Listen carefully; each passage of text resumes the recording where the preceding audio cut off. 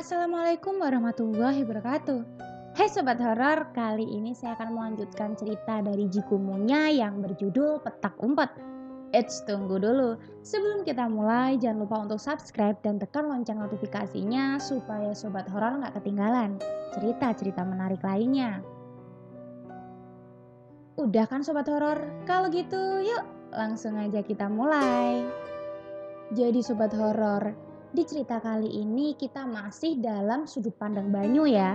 Oke, next. Semakin kencang aku dan Yanto berlari, semakin banyak pula makhluk yang menyeramkan bermunculan. Bukannya aku ingin melihat, namun sosok itu terlalu mencolok untuk merenggut fokusku.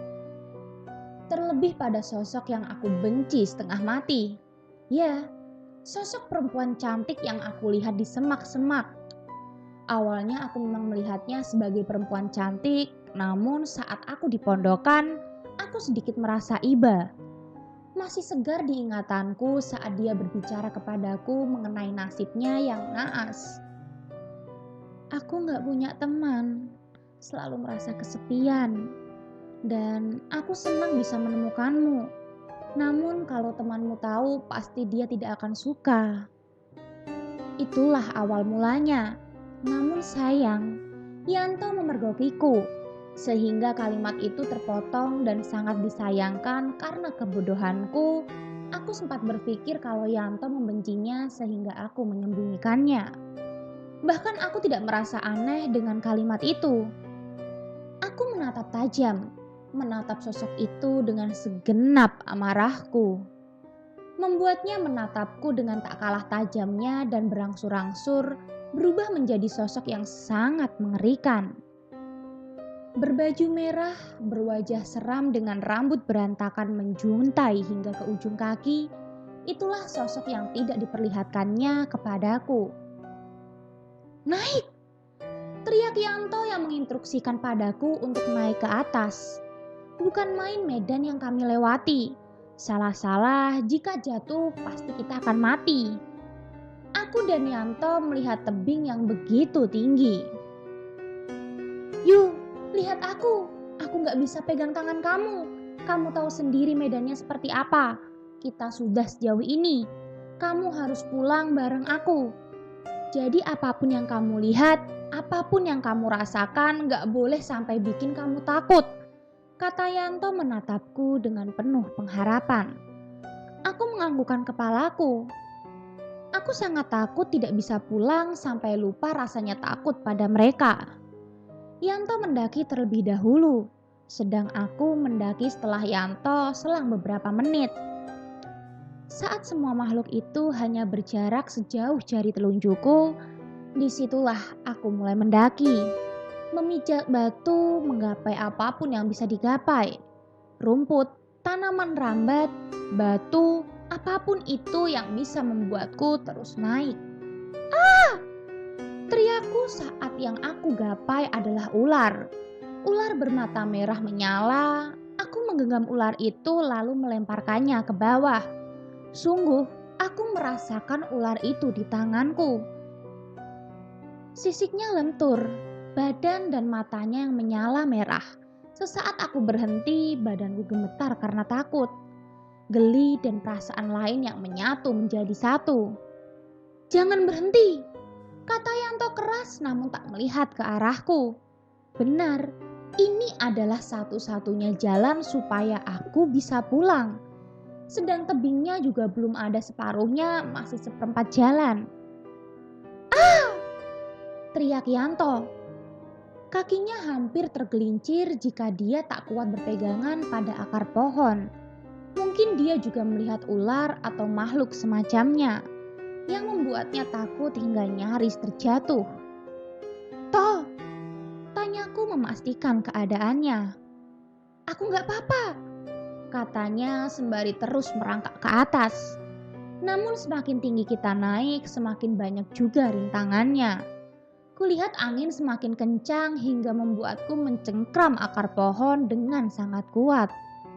Namun betapa terkejutnya aku saat Yanto berteriak kencang dibarengi dengan badannya yang merosot ke bawah. Aku membelalakan mataku sembari berusaha mencengkram tangannya kuat. "Toh, bertahan Toh!" kataku tak kalah panik. Teriak Yanto kencang, disusul dengan tangisnya yang kencang. "Toh, sabar," kataku berusaha menahan badannya. "Kayaknya kamu harus pulang sendiri yuk," kata Yanto tersenyum getir. "Enggak, kamu harus pulang bareng aku," kataku bersikeras. Namun tidak bisa dipungkiri kalau tangan Yanto semakin turun dan bebannya semakin berat. "Pesanku hanya satu, kamu harus hidup lebih baik," kata Yanto dibarengi dengan tangan satunya menyubit lenganku, membuatku melepaskan tangannya dan membuatnya jatuh. "Toh, Yanto, Toh, walah Toh!" teriakku terus menerus. Aku panik melihat Yanto terjatuh bergulung. Sedari tadi aku memanggilnya berharap ada jawaban. Namun sekarang suaraku serak dan tak ada jawaban sama sekali dari bawah sana. Terlebih gelap menambah kengerian dan aku sendiri. "Toh!" Kini bukan lagi teriakan.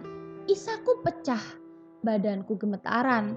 Jika terjadi sesuatu padanya, sudah pasti itu salahku. Dan bagaimana aku bisa pulang membawa wajahku dan bersikap seakan aku sedang membutuhkan pertolongan. Sedang kawanku masuk ke jurang untuk kedua kalinya. Dan akulah penyebabnya.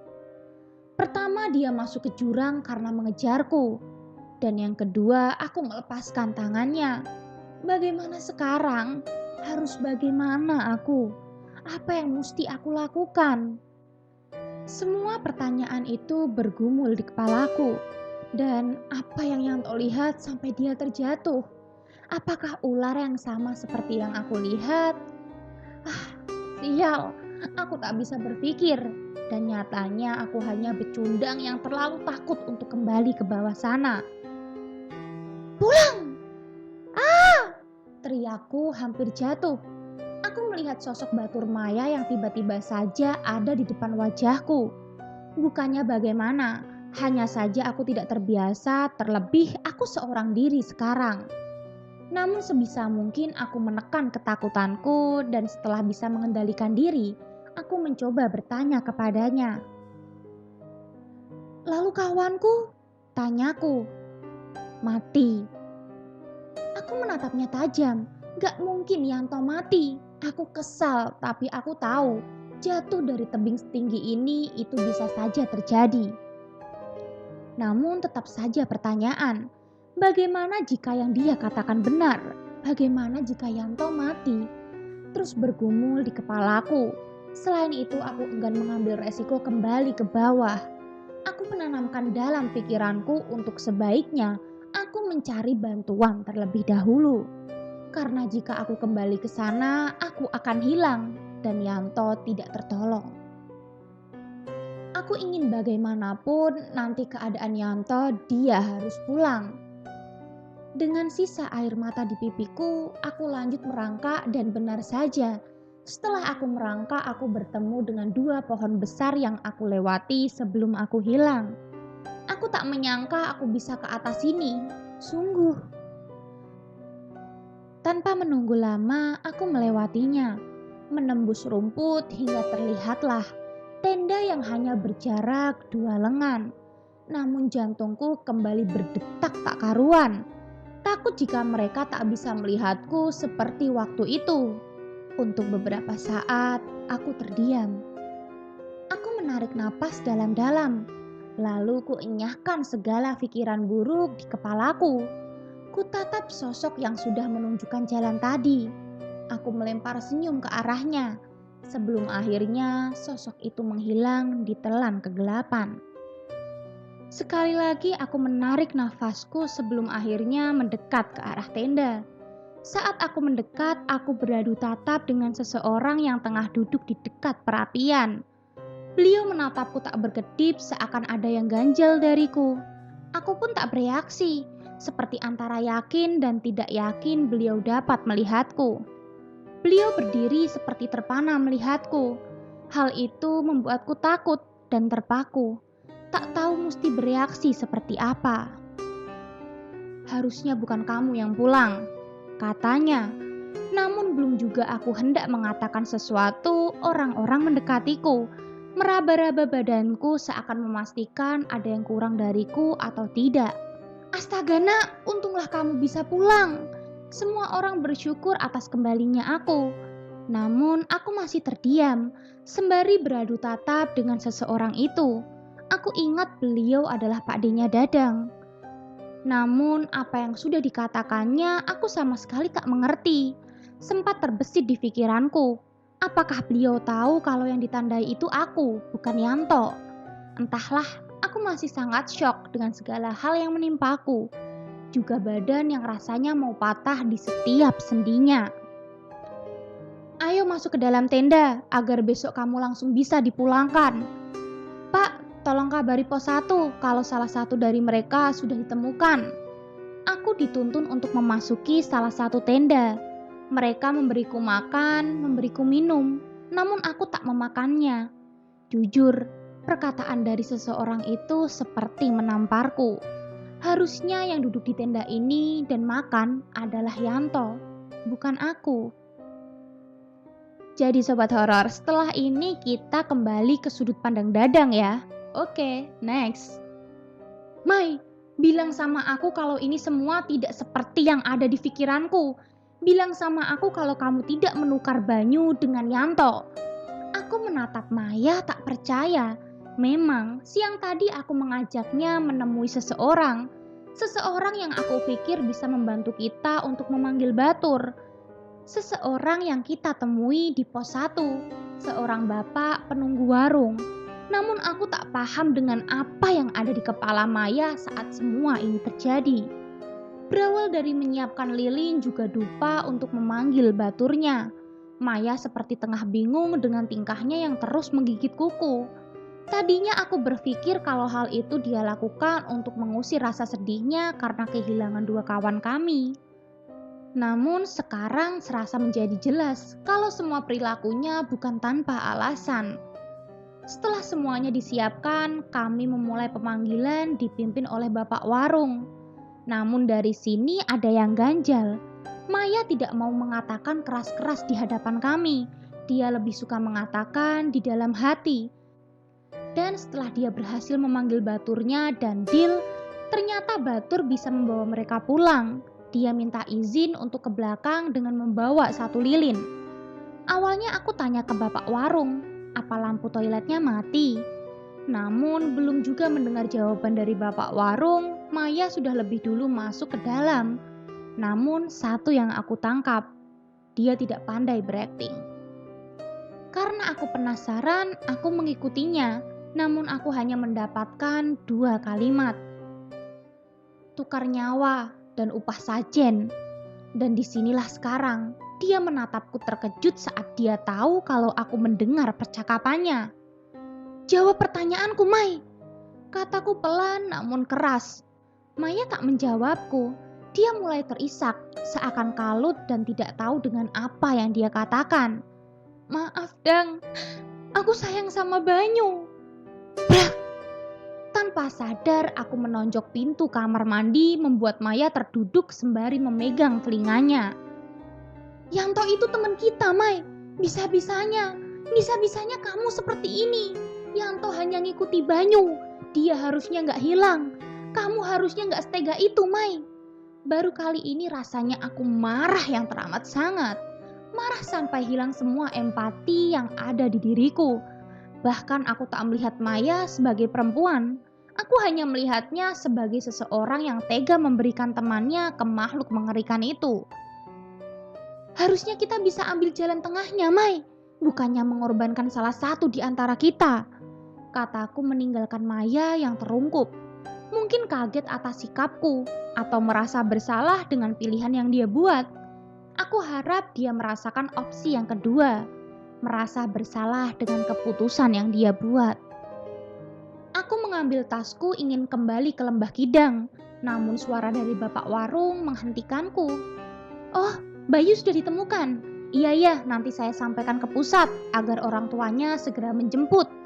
Cih, bahkan aku sangat kesal saat Bayu ditemukan. Betapa aku kangen kamu toh.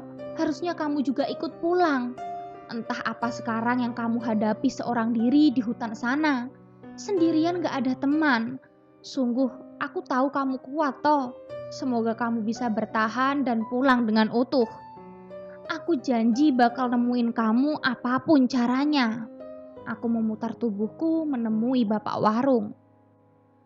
Pak, apa bisa kita melakukan ini sekali lagi? Tanyaku dengan tatapan nanar. Aku menatap bapak warung dengan tatapan nanar. Entahlah tak terpikir lagi hal lain yang bisa menyelamatkan kawanku Yanto selain melakukan pemanggilan seperti yang dilakukan Maya. Namun bapak itu menggelengkan kepalanya. Saya nggak bisa lihat lebih jauh lagi. Pandangan saya tertutup dan itu hanya dua kemungkinan.